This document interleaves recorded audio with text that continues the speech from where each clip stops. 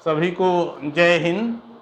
आज हम अपनी वीडियो को उन छात्रों के लिए, उन स्टूडेंट्स के लिए लेकर के आए हैं जो अपने आप को एनसीसी में यानी नेशनल कैडेट कोर्स में एनरोल कराना चाहते हैं।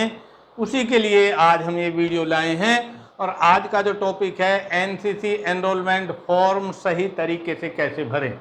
ये सबसे बड़ी दिक्कत आप लोगों के सामने आती है कि एनसीसी का फॉर्म आपको मिल जाता है, ख़ास तौर से वो कैडेट्स जो जेडी के हैं। एसडी के कैडेट्स क्योंकि बड़े होते हैं वो अपना फॉर्म खुद भर लेते हैं, लेकिन वो भी गलती कर जाते हैं। और जो जेडी के कैडेट्स हैं क्योंकि वो 8th क्लास तक से एनसीसी ले सकते हैं और 9th और 10th के होते हैं, तो उनसे फॉर्म जो है वो गलत भरा जा सकता है। और एक्चुअली एनसीसी का फॉर्म फिल कराने की या भरने की जो जिम्मेदारी आपकी नहीं है, बल्कि भरवाने की जिम्मेदारी आपके एनसीसी अधिकारी की है जो स्कूल के अंदर एएनओ कहलाते हैं, यानी आर्मी एनसीसी ऑफिसर्स कहलाते हैं, उनकी जिम्मेदारी है।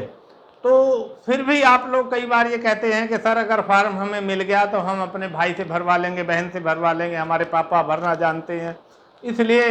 और कई बार आपके टीचर को भी इतनी ज़्यादा काम होते हैं, वो दूसरे अपने क्लासेज होते हैं, असाइनमेंट होते हैं, वो भी पढ़ाते हैं, तो आपको फॉर्म दे देते हैं।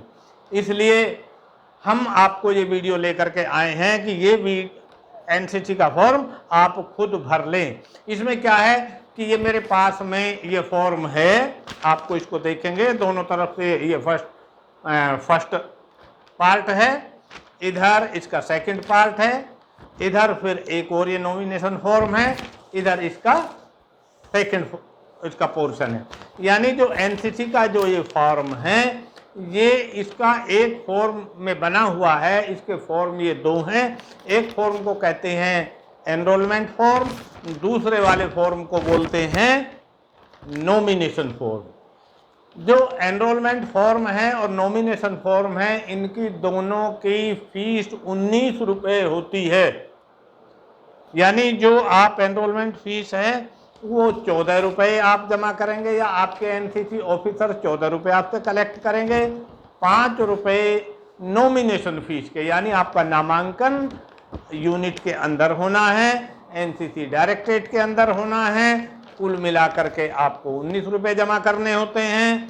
जो कैडेट सेकेंड ईयर में एनसीसी लेते हैं उनको फिर से नॉमिनेट होना पड़ता है, लेकिन नॉमिनेशन फॉर्म भरने की ज़रूरत नहीं होती है, बल्कि केवल 5 रुपये ही आपको अपने एनसीसी के टीचर यानी एनसीसी अधिकारी को जमा करने होते हैं।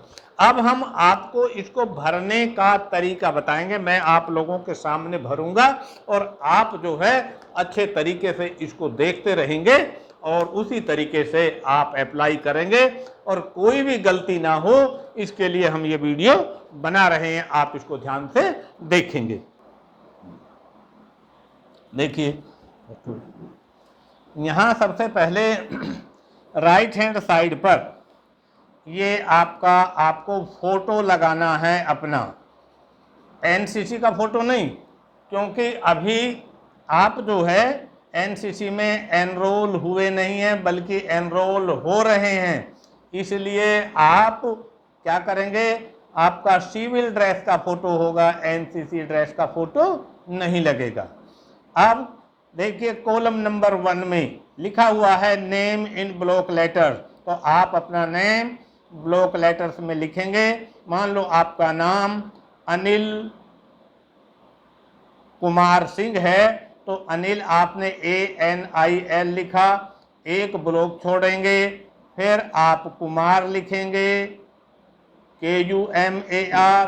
मान लो आपका नाम सिंह है तो फिर आप एक ब्लॉक छोड़ेंगे और फिर सिंह लिखेंगे। ये हो गया अनिल कुमार सिंह।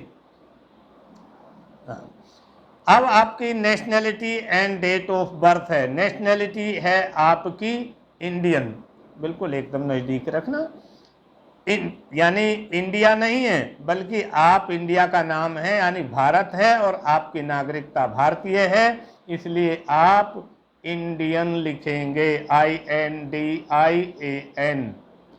और आपकी डेट ऑफ बर्थ जो भी है वो लिखेंगे। एनसीसी में आपकी जेडी में एनरोल कराते समय आपकी एज मिनिमम 13 साल होनी चाहिए। मान लो आपकी डेट ऑफ बर्थ है 1/8/2008, तो आप कैसे लिखेंगे?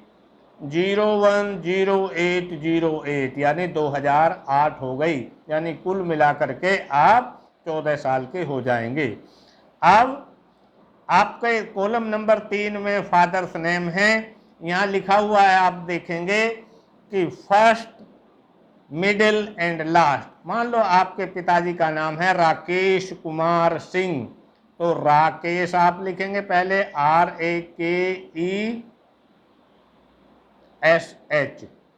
अब क्योंकि यहाँ अगर आपका मिडिल और लास्ट लिखा हुआ नहीं होता तो आप जो है आप एक ब्लॉक छोड़ते, और यदि आपका नाम क्योंकि ऐसा है इजीली लिखा जा सकता है, तो आप जो है कुमार जहाँ मिडिल लिखा हुआ है वहीं से ही कुमार लिख देंगे।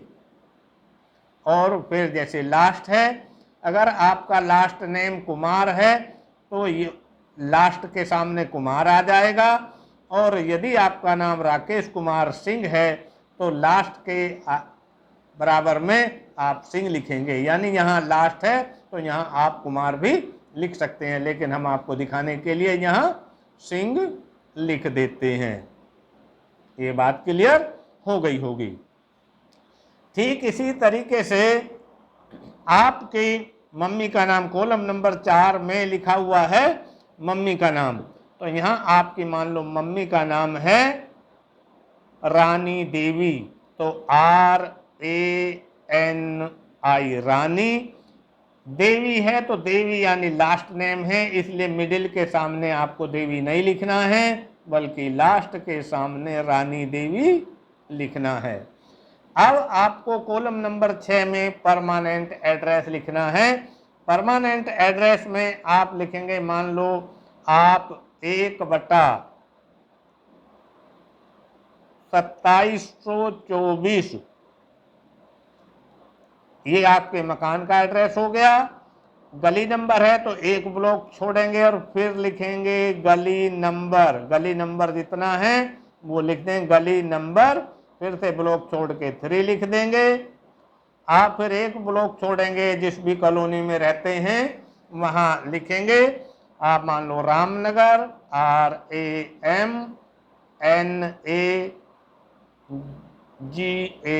रामनगर आपने लिख दिया। अब आप अगर शादरा, हम जैसे शादरे के आसपास में हैं, तो आप फिर से एक ब्लॉक छोड़ेंगे और यहाँ आगे लिख सकते हैं, लेकिन क्योंकि आपका एड्रेस है तो आप शादरे को नेक्स्ट लाइन में ला सकते हैं, शाहदरा, DARA। फिर जब आप दिल्ली लिखेंगे एक ब्लॉक छोड़ेंगे और आप दिल्ली इस तरीके से लिख देंगे। फिर आपको अगर पिन कोड लिखना है तो पिन कोड में भी आप एक ब्लॉक छोड़ेंगे और आप पिन कोड लिख देंगे, जो भी आपके एरिया का पिन कोड है। हमारे पास में जो पिन कोड है वो 110032 यानी 110032। अब आपका कॉलम नंबर 6 में मोबाइल लिखेंगे। मोबाइल नंबर जो भी है 9988776655, यानी मोबाइल आपका 10 नंबर का होता है। ईमेल आईडी यानी कॉलम नंबर 7 में ईमेल आईडी है। यदि आपकी ईमेल आईडी है तब आपको ये ईमेल आईडी लिखनी है। यदि आपकी ईमेल आईडी बनी हुई नहीं है तो आप इसको खाली छोड़ देंगे, और यदि ईमेल आईडी आपकी बनी हुई है तो आप कैसे लिखेंगे? मान लो अनिल कुमार है, स्मॉल में लिखते हैं NIL @gmail, सब स्मॉल में लिखेंगे .com। इस तरीके से आप ईमेल आईडी लिख देंगे। कॉलम नंबर 8 में ब्लड ग्रुप है ब्लड ग्रुप मान लो आपका बी पॉजिटिव है तो आप अपना बी प्लस लिख देंगे, इस तरीके से बी पॉजिटिव। आप अपना ब्लड ग्रुप खुद ही नहीं लिखेंगे, बल्कि क्योंकि डॉक्टर से आप अपना ब्लड ग्रुप चेक करा के लिख लेंगे। यहाँ जहाँ सेक्स है, इस सेक्स में जो बच्चे हैं वो मेल लिखेंगे, एम से भी काम चल सकता है, नहीं तो मेल पूरा लिख देंगे। और जो बच्चियां हैं, बेटियां हैं वो फीमेल लिखेंगे। अब आपका कॉलम नंबर 10 में नियरेस्ट रेलवे स्टेशन है। नियरेस्ट रेलवे स्टेशन जो भी आपका जहां भी लगता है वो आपको लिखना है। हमारे पास का नियरेस्ट रेलवे स्टेशन शाहदरा है, तो ये रेलवे स्टेशन शाहदरा लिख देंगे। कॉलम नंबर 11 में नियरेस्ट पुलिस स्टेशन, जहां भी आपका पुलिस स्टेशन है वो लिख देंगे। हमारे यहाँ का पुलिस स्टेशन मानसरोवर पार्क है, तो हमने मानसरोवर पार्क के लिए एक ब्लॉक खाली छोड़ते हैं और फिर वो पार्क लिख देंगे। एजुकेशनल क्वालिफिकेशन एंड मार्क्स, अब आप ये देखेंगे, यहाँ ध्यान देने वाली बात है, आप कई बार गलती कर देते हैं। तो कॉलम नंबर 12 में ध्यान देंगे। एजुकेशनल क्वालिफिकेशन, मान लो आपकी 9th है तो आप 9th लिखेंगे इस तरह से। यहाँ साथ में आपको अपना सेक्शन भी लिख देना है, एक ब्लॉक खाली छोड़ेंगे और section A B C D जो भी लिख देंगे। इससे आपको आसानी क्या होगी कि जब आपके ANO यानी टीचर जो है NCT अफसर रिजल्ट प्रिपेयर करेंगे तो वो आपके क्लास के सामने सेक्शन भी लिख देंगे, ताकि आपको खोजने में उनको आसानी रहे। अब यहाँ आगे मार्क्स है, मान लो आपने 8th क्लास पास की है, 9th में आए हैं, तो जो आपको मार्क्स हैं वो किसके, क्लास 8th के लिखने हैं। मान लो आपको 80% आए हैं तो आपने 80% लिखा। ये मार्क्स इसलिए पूछे जाते हैं कि कई बार बहुत से ऐसे हमारे NGOs हैं जो छोटे बच्चों को, जो NCT के में रहने वाले या NCT में एनरोल कराने वाले बहुत काबिल बच्चे हैं, वो होशियार हैं, ब्रिलियंट हैं, तो उनको कुछ स्कॉलरशिप मिलती है। उस स्कॉलरशिप को देने के लिए ये मार्क पूछा जाता है। अब कॉलम नंबर 13 में आइडेंटिफिकेशन मार्क एटलीस्ट 2, यानी कम से कम 2 और मिनिमम तो आपको लिख ही देना है। वो आपको आइडेंटिफिकेशन के मार्क क्या हैं, कहीं आपके गाल पे, कान पे, नाक पे कोई मोल है, मस्ता है, तो आप उसको मोल लिख देंगे। कहीं कट है तो कट लिख देंगे। मान लो कोई कट है तो आप लिख देंगे ए कट, ए लिख दिया। कट के लिए एक ब्लॉक छोड़ेंगे, कट ऑन एक ब्लॉक छोड़ेंगे, राइट फिर एक ब्लॉक छोड़ना है, राइट चीक, CHE यानी गाल पे दाहिनी तरफ एक कट है। किसी के आंख के ऊपर है तो वहां लिख देंगे, अगर मस्ता है तो आप मोल लिख देंगे, यानी मोल भी लिख देंगे। A mole, MOLE, a mole on right या लेफ्ट ईयर, लेफ्ट या राइट ईयर।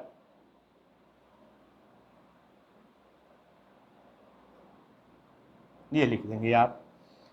कॉलम नंबर 14 में देखेंगे, have you ever been convicted by a criminal court and if, यानी ये है कि क्रिमिनल कोर्ट में आप यहाँ आप नो लिखेंगे, क्योंकि आपने कोई इतनी छोटी उम्र में कोई ऑफेंस, कोई अपराध नहीं किया है जिसके लिए आप सजा याफ्ता हुए हैं। यहाँ आपको नो ही लिखना है।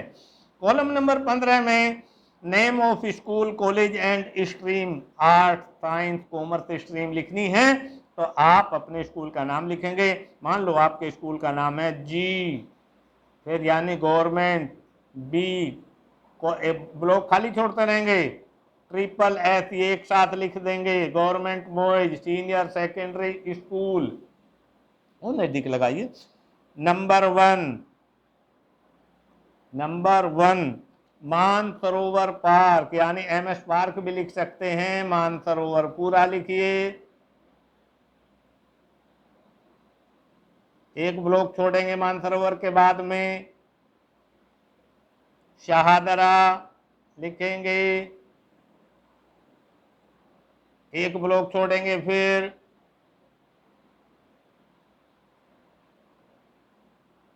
32 लिखेंगे। अब यहां अगर आप 9th और 10th में हैं तो आपकी कोई स्ट्रीम नहीं बनेगी। बाई चांस आप जो है 11th में हैं और आप NCC में लेते हैं तो जो भी स्ट्रीम है आप लिख देंगे। मान लो आपकी स्ट्रीम साइंस है तो आप साइंस ही लिख देंगे। ये आप ध्यान आ गया होगा। कॉलम नंबर 16 में willing to be enrol and undergo training under the NCC cadet corps act 1948, तो आपको यहाँ यस लिखना है, यानी वाई पे नहीं बल्कि पूरा आप यस लिखोगे। साथ ही कॉलम नंबर 7 में NCC यूनिट का आपको नाम लिखना है। इसमें लिखा हुआ है NCC unit to be enrol in, आप जिस भी यूनिट में एनरोल होना चाहते हैं, जो भी ट्रूप आपके स्कूल में है उस यूनिट का नाम लिखना है। मान लो हमारे यहाँ 1-1 दिल्ली आर्मर्ड स्क्वाड्रन NCC, ऐसे ब्लॉक छोड़ते रहेंगे। और फिर एक ब्लॉक छोड़ेंगे रोहिणी, ये आप ये लिखेंगे। कॉलम नंबर 18 में 18 में देखेंगे have you been enrol in NCC earlier, क्योंकि आपने कभी NCC में एनरोल नहीं हुए हैं तो आप नो लिख देंगे, एन पे टिक मार्क नहीं करेंगे बल्कि नो लिखेंगे। और यदि जो बी सर्टिफिकेट के लिए एनरोल कराना चाह रहे हैं तो उनको यस लिखना है। और जैसे ही यस लिखेंगे तो आपका एनरोलमेंट नंबर भी आपको लिखना है। उसको हम एनरोलमेंट नंबर को आपका कौन सा होगा, रेजिमेंटल नंबर। तो जिनको बी या सी सर्टिफिकेट में एनरोल कर रहे हैं तो वो अपना अर्लियर रेजिमेंटल नंबर याद रखेंगे और यहाँ लिखेंगे। कॉलम नंबर 19 में have you been dismissed from NCC, यहाँ आप नो लिखेंगे क्योंकि कभी भी आप डिसमिस नहीं हुए हैं। कॉलम नंबर 20 में next of kin with address, यानी आपके माँ बाप के साथ में उनके अलावा जो भी आपका नज़दीकी है आपको उनका नाम और उनका पता लिखना है। तो आप अपने भाई का नाम लिख सकते हैं। मान लो उसका नाम राकेश कुमार है तो आपने राकेश लिख दिया। राकेश के बाद में एच के बाद में एक ब्लॉक खाली छोड़ा और फिर कुमार लिख दिया। रिलेशनशिप में आपने रिलेशनशिप उसका ब्रदर लिख दिया आपने, BROTHER। और टेलीफोन नंबर नहीं बल्कि जो मोबाइल नंबर है तो आप उसको लिख देंगे। कॉलम नंबर 21 में बैंकर्स डिटेल है, IFSC कोड, जो भी आपके बैंक का IFSC कोड है, क्योंकि आपका जो पैसा है धुलाई का पैसा है, यूनिफॉर्म की धुलाई का पैसा है, वॉशिंग अलाउंस है एंड बूट पॉलिशिंग अलाउंस है, वो आपके अकाउंट में जाएगा। अब क्योंकि यूनिफॉर्म भी आपको मिलती है या यूनिफॉर्म का कपड़ा मिलता है या उसके पैसे मिलते हैं वो आपके अकाउंट में जाएंगे। इसलिए आप जो है जो आपकी पासबुक है बैंक में आप अपना अकाउंट खुलवाइए, वहाँ IFSC कोड है, यहाँ IFSC कोड मान लो लिख दीजिए। जो भी मान लो SBI यहाँ 00189 ये मान लो आपने लिख दिया। आपका जो भी बैंक अकाउंट है कॉलम नंबर 22 में वो आप अपना बैंक अकाउंट खुलवाएंगे। आपको अपने पिताजी का अकाउंट नहीं लिखना है, यहाँ पेरेंट्स का अकाउंट अब नहीं होता, केवल और केवल कैडेट के अकाउंट में पैसे जाते हैं। कॉलम नंबर 23 में आप अपना आधार या UID, यानी केवल UID नहीं बल्कि जो आधार है आधार को आप यहाँ लिखेंगे। आधार नंबर मान लो आपका ये 12 डिजिट का है तो आप 12 डिजिट का आप आधार नंबर ये लिख देंगे।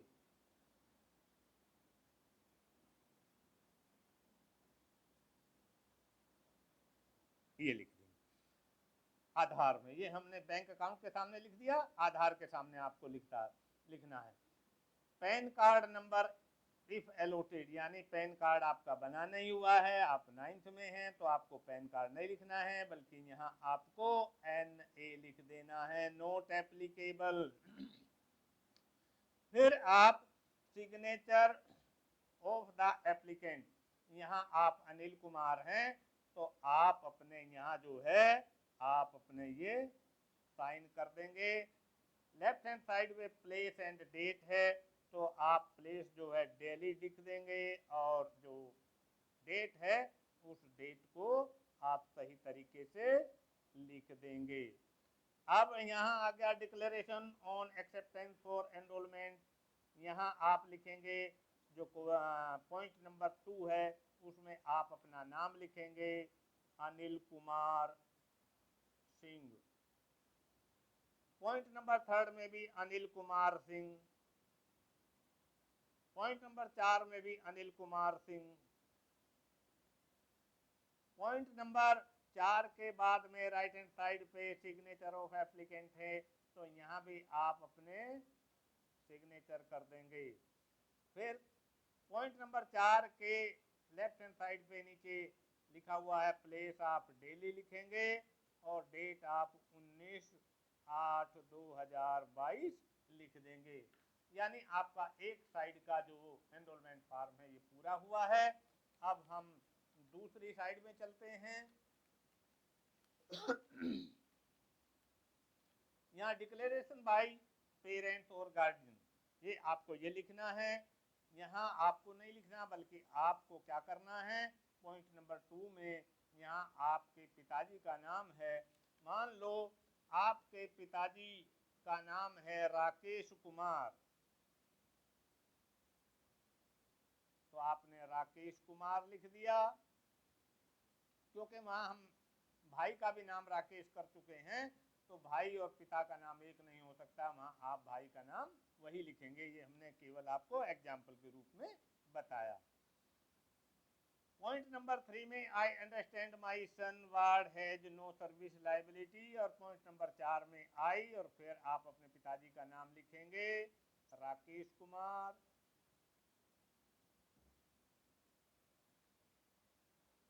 पॉइंट नंबर 4 के बाद में सिग्नेचर ऑफ पेरेंट्स, तो यहाँ आपके फादर जो हैं वो साइन कर देंगे। बाई चांस किसी के पिताजी नहीं है, गांव में रहते हैं तो या गुजर गए हैं तो वो अपने गार्जियन के पास रहते हैं तो वो वहाँ उनका नाम उनके साइन कराएंगे साथ ही, और वो लिख देंगे गार्जियन लिख देंगे। और यदि किसी के गार्जियन नहीं है, मम्मी है, तो वो अपनी मम्मी के साइन करा लेंगे। साथ ही लेफ्ट हैंड साइड पर प्लेस एंड डेट भी आप वो दिल्ली लिख देंगे। डेट लिखेंगे 19/8/2022 आज हम भर रहे हैं। फिर आपका ये सर्टिफिकेट है, ये सर्टिफिकेट ये आप लोगों के लिए नहीं है, ये आपके एनसीसी ऑफिसर के लिए है, वो भरेंगे। उसके नीचे जो है to be completed by medical officer before enrolment, ये बहुत इंपॉर्टेंट है, इसको आप ध्यान देंगे कि आपका एनसीसी में एनरोलमेंट तभी होगा जब आप मेडिकली फिट होंगे। तो आप कोई भी जो नज़दीक में मेडिकल ऑफिसर है यानी डॉक्टर है जो MBBS है, कम पैसे लेते हैं क्योंकि आजकल डॉक्टर आपको ये फिटनेस सर्टिफिकेट के लिए पैसे ले लेते हैं। ऐसा कोई डॉक्टर देखिए कि जो बहुत कम पैसे में या फ्री में ही आपको फिट करने का सर्टिफिकेट दे देता है। और यदि नहीं है तो यहाँ RMP यानी रजिस्टर्ड मेडिकल प्रैक्टिशनर भी चल सकते हैं, वो आपको यहाँ नाम लिखेंगे अनिल कुमार सिंह, डेट लिखेंगे, मान लो आपने 20 तारीख में जाएंगे तो ये डेट लिख देंगे, यहाँ वो अपने साइन करेंगे और साथ ही ये स्टैंप भी यहाँ अपने लगा देंगे। अब सर्टिफिकेट है, ये सर्टिफिकेट आपके सिग्नेचर ऑफ द प्रिंसिपल और हेड ऑफ द स्कूल है, यहाँ आपके प्रिंसिपल के साइन हर हालत में आपके ANO कराएंगे। अब क्योंकि ये एक्सटेंशन के बाई चांस आप 2 साल के अंदर आप एनसीसी पूरी नहीं कर पाते हैं, बीमार रह जाते हैं, आपको किसी तरीके की कोई दिक्कत आती है, एग्जाम में अपियर नहीं हो पाते हैं, तब के लिए ये है एक्सटेंशन ऑफ एनरोलमेंट। तो उस टाइम आपका फॉर्म एनसीसी यूनिट पे आपके एनसीसी ऑफिसर वो निकलवाएंगे, निकलवाने के बाद में ये भरेंगे, भरने के बाद आपके साइन कराएंगे, साइन कराने के बाद में आपका फिर से मेडिकल होगा, आप कराएंगे, एनसीसी ऑफिसर फिर से अपने साइन करेंगे और फिर सिग्नेचर ऑफ कमांडिंग ऑफिसर जो आपकी यूनिट के एनसीसी अधिकारी हैं उनके साइन होंगे। तो इसलिए फर्स्ट ईयर के कैडेट के लिए ये जरूरी नहीं है, ये हमने काट दिया है। यहाँ आपका ये एनरोलमेंट फॉर्म का ये पूरा हुआ है। अब इसके साथ में आ जाता है आपका नॉमिनेशन फॉर्म। जो नॉमिनेशन फॉर्म है इसके 5 रुपये लिए जाते हैं। इसमें लिखा हुआ है कि I cadet name in block letters Anil Kumar Singh, ये आपने लिख दिया है। साथ ही सन आप अपने पिताजी का नाम लिखेंगे, वही देखिए ब्लॉक लेटर्स में यानी अंग्रेजी के बड़े अक्षरों में।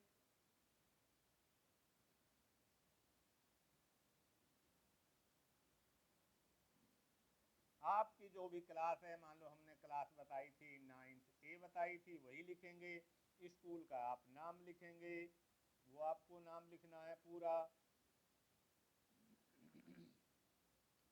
साथ ही on my enrolment with the NCC date आप लिख देंगे, किस तारीख में आपका, मान लो आपने 20 तारीख में कराया है तो आपको 21 या 22 तारीख में आप इसको जमा कर देंगे। मान लो 22 में जमा कर रहे हैं तो आप ये जमा करेंगे। नेम ऑफ यूनिट, आप अपनी यूनिट का जिसके अंदर जो है आप एनरोल हो रहे हैं उसमें यूनिट का नाम लिखेंगे। अब इस नेक्स्ट में जो ब्लैंक है उसमें लिखा हुआ है hereby subscribe a sum of rupees, आप इसमें 19 रुपीज लिखेंगे, 19 ओनली। साथ ही आपके पिताजी जो भी काम करते हैं वो पिताजी उसके मान लो प्राइवेट सर्विस है तो प्राइवेट सर्विस लिखेंगे, जो गवर्नमेंट सर्विस है गवर्नमेंट सर्विस लिखेंगे।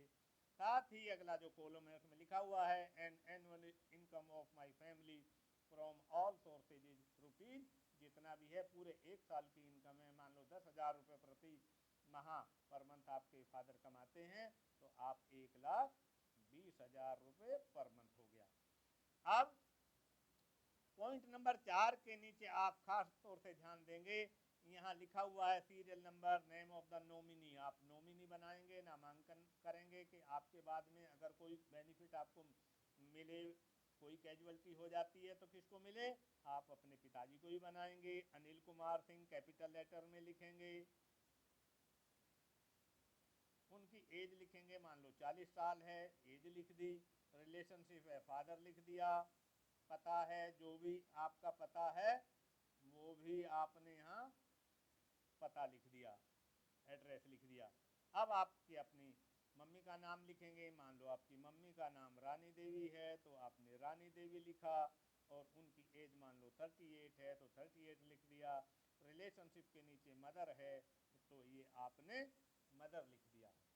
एड्रेस क्योंकि मम्मी पापा एक ही जगह पे रहते हैं तो इसलिए आप डू कर देंगे और थर्ड नॉमिनी के आपको बनाने की इसको जरूरत नहीं है। नेक्स्ट इसमें सेक्शन 2 है और इसमें पॉइंट नंबर 5 है my membership in the welfare society and this nomination form will be valid only till such time. तो यहाँ इसके full signature of the cadet हैं तो आपके अनिल कुमार सिंह, अनिल पूरा लिखना है, पूरा नाम लिख दीजिए आप अपना, प्लेस लिखिए यानी प्लेस का मतलब दिल्ली, और जब नॉमिनेशन क्योंकि ये भी आपने 19 तारीख को कर दिया है तो आप वही लिखेंगे। साथ ही उसके नीचे सिग्नेचर ऑफ पीटीओ और हेड ऑफ द इंस्टीट्यूशन, यानी पार्ट टाइम ऑफिसर, ये एनसीसी ऑफिसर के लिए है, या तो वो कर देंगे या वो आपके प्रिंसिपल से करा देंगे। अब सेक्शन 3 है, सेक्शन 3 आपके पेरेंट्स के लिए है। उसमें लिखा हुआ है I am willing to allow my son daughter ward, मान लो आपका नाम है अनिल कुमार, तो वो यहाँ लिखेंगे अनिल कुमार सिंह, और साथ ही आपके पिताजी अपने फुल साइन करेंगे, मान लो राकेश कुमार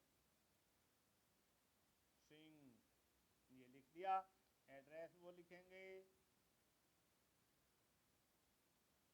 पूरा एड्रेस ये लिख देंगे। साथ ही लेफ्ट हैंड साइड पर प्लेस है तो वही डेली, जब भी वो साइन कर रहे हैं वो तारीख लिख देंगे। अब आती है दो विटनेसेज हैं, इन विटनेस में कई बार आप गलती करते हैं, आप अपने क्लास टीचर के साइन करा देते हैं या अपने पड़ोसियों के साइन करा देते हैं, उनके साइन नहीं होने हैं, बल्कि क्या लिखा हुआ है, नीचे लिखा हुआ है full name and address of the officer and official of the witness, और नीचे लिखा हुआ है note the witnesses should be either gazetted officer, head of the institution, part time NCC officer, sarpanch, village head, यानी आपके एनसीसी ऑफिसर इसको witness को यहाँ टेस्ट ये एनसीसी ऑफिसर करेंगे, आप नहीं कराएंगे किसी से भी। और साथ ही आपके एनसीसी ऑफिसर की वो ड्यूटी है कि दूसरे वाले कॉलम में विटनेस में वो आपके जो प्रिंसिपल हैं आप उनकी भी साइन करा करके उनकी मोहर लगवा लेंगे। ये आपका नॉमिनेशन फॉर्म पूरा हुआ। इसके आगे आप जो है जो लास्ट इसका पोर्शन है उस पर ध्यान देंगे। सेक्शन 4 है, ये यूनिट के लिए है, आपके लिए नहीं है, यूनिट वाले अपने आप भरेंगे। सेक्शन नंबर 5 ये भी यूनिट के लिए, आपके लिए नहीं है, आपके लिए इंडेमनिटी बॉन्ड है, या इंडेमनिटी बॉन्ड में आपके पिताजी यानी सिग्नेचर ऑफ फादर गार्जियन वे अपने साइन करेंगे। मान लो राकेश कुमार है तो ये आपका उन्होंने कर दिया, नाम पूरा लिखेंगे राकेश कुमार, और एड्रेस लिख देंगे जो भी आपका एड्रेस है। अब इस पे ध्यान देंगे विटनेस, ये विटनेस और पिछले पेज की विटनेस में डिफरेंस है। ये विटनेस आप अपने क्लास टीचर से भी करा सकते हैं, ये सब्जेक्ट टीचर से भी करा सकते हैं, और साथ ही अपने किसी पड़ोसी से यानी पड़ोसी से भी ये करा सकते हैं, ये भी और ये भी। साथ ही वो प्लेस और डेट डाल देंगे। अब यहाँ क्या करना है, ये फॉर्म आपका पूरा हो गया, इसको ध्यान से देखेंगे। जब आप जमा करेंगे तो इसकी फोटोकॉपी भी आप कराएंगे। वो फोटोकॉपी करा करके फोटोकॉपी के साथ आपको ये फॉर्म अपने एनसीसी ऑफिसर को देना है। जो एनसीसी ऑफिसर हैं फोटोकॉपी को अपने पास में रखेंगे। जो ओरिजिनल फॉर्म है वो फीस के साथ में आपकी यूनिट में जमा कैसे होगा कि उसकी पूरी लिस्ट बनेगी, आपको एनरोलमेंट नंबर दिया जाएगा, आपकी फुल डिटेल जो आपने इस फॉर्म में फिल की हुई है वो डिटेल एक लिस्ट के साथ में वो जमा करेंगे। तो आपने ये फॉर्म किस तरीके से भरा जाता है ये आपने पूरे तरीके से देख लिया होगा। मुझे लगता है कि अब कोई भी गलती आपको फॉर्म भरते समय नहीं होगी और ना ही आप कमिट करेंगे। और मुझे लगता है कि ये वीडियो आपको बहुत अच्छी लगी है। यदि ये वीडियो आपको अच्छी लगी है तो इसको लाइक करें, इसको शेयर करें और इसको सब्सक्राइब करना बिल्कुल भी न भूलें। इसी के साथ जब तक कि अगली वीडियो नहीं आ जाती तब तक के लिए